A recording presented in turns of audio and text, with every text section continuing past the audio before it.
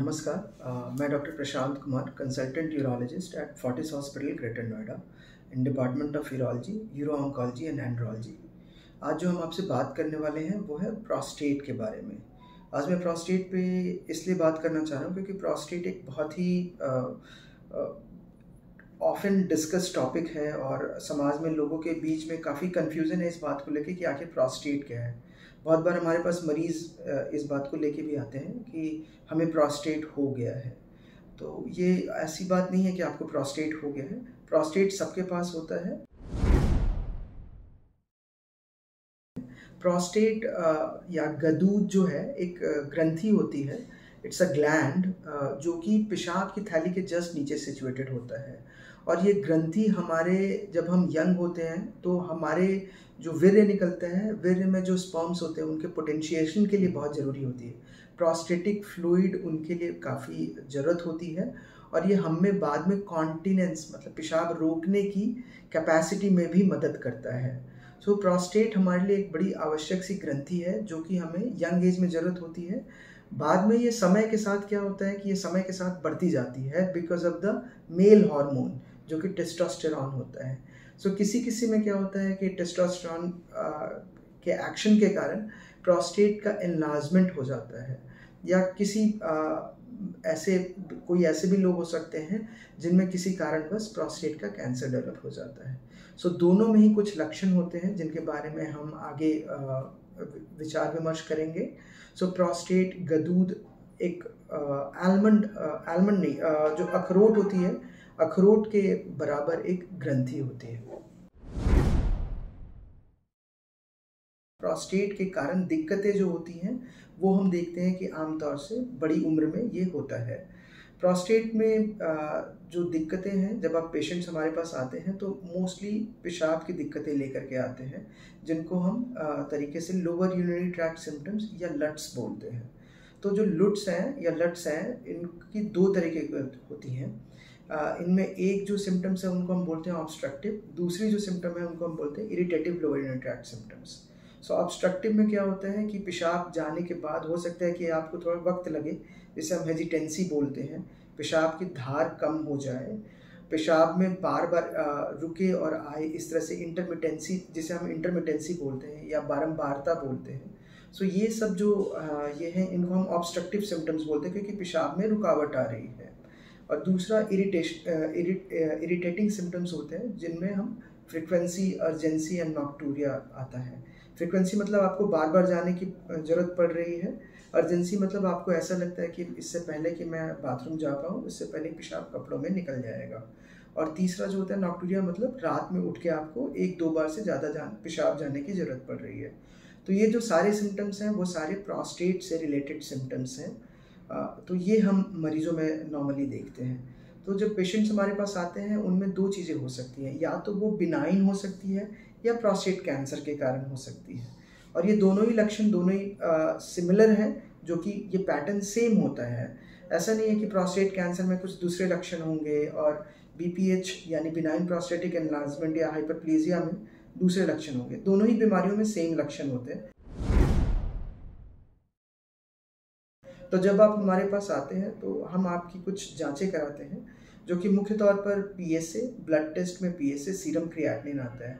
PSA test annual test कराते हैं आजकल हम स्क्रीनिंग के दौरान के तौर पे, और ये हम 50 या फिर 60 से ऊपर एज में कराते हैं। Below 50 doesn't have much significance because we do not see much cancer in case of early ages before 50 until unless there is some genetic history or some young onset of prostatic cancer in other family members. दूसरी जांचें जो है वो है uroflowmetry या पेशाब के धार की जांच, यूरिन रूटीन माइक्रोस्कोपी पेशाब की जांच, और यूरिन कल्चर। और एक जो है वो हम कराते हैं अल्ट्रासाउंड, जो कि हम किडनी, यूरेटर, ब्लैडर और प्रोस्टेट को देखने के लिए कराते हैं। एक पोस्ट वाइड रेसिडुअल वॉल्यूम भी हम अल्ट्रासाउंड पे देखते हैं, जो कि हम देखते हैं कि पेशाब के बाद कितना पेशाब आपकी थैली में बचा रह जाता है। अगर हम ट्रीटमेंट की बात करें तो BPH की ट्रीटमेंट में मुख्यतः जो गोल्ड स्टैंडर्ड है वो TURP अर्थात ट्रांसयूरेथ्रल रिसेक्शन ऑफ प्रोस्टेट, जिसमें हम बिना कोई चीरा के ही प्रोस्टेट का इलाज करते हैं। TURP या तो बाइपोलर कॉटरी से होती है या मोनोपोलर से होती है, तो ये bipolar TURP is the standard now. Other thing that we can use instead of cautery is HOLEP or holmium laser enucleation of prostate. We can do THULEP, we can do prostatic photovaporization of prostate, which is PVP, जो कि हम उन patients में use करते हैं जहाँ patients blood thinner use कर रहे हैं, जैसे एस्पिरिन और क्लोपिडोग्रेल. प्रोस्टेट कैंसर की अगर बात करें तो प्रोस्टेट कैंसर की ट्रीटमेंट इस बात पर डिपेंड करती है कि PSA क्या है. हम MRI कराते हैं वैसे पेशेंट्स में, और पेट सिटी जो कि PSA में पेट सिटी होती है, वो करा के हम ये जानकारी लेते हैं कि ये प्रोस्टेट में लोकलाइज्ड है या फैला हुआ है. अगर बोन्स में फैला हुआ है तो उसका ट्रीटमेंट अलग है, जैसे कि एंड्रोजन डेप्रिवेशन थेरेपी और रेडिएशन थेरेपी होती है, या फिर अबीराटेरॉन है. There are other drugs which are use such as enzalutamide, और there are certain other drugs which are coming which is darolutamide, which is there are certain newer drugs which are coming up in the market. So for prostate cancer which is confined to the prostate, we usually go ahead with if the it's an intermediate risk disease, then we go ahead with, depending on the risk stratification of the prostate cancer based on the investigation, then we go ahead with robotic assisted radical prostatectomy plus minus pelvic lymph node dissection as well. So there is a whole gamut of treatment which is decided. जब आप आते हैं हमारे यहाँ OPD में, आप दिखाते हैं, तो हम या तो BPH है या कैंसर है, इनकी जानकारी आपको देते हैं, और जो भी ट्रीटमेंट आपकी स्टेज या डिजीज़ के हिसाब से सही रहता है वो जानकारी आपको दी जाती है.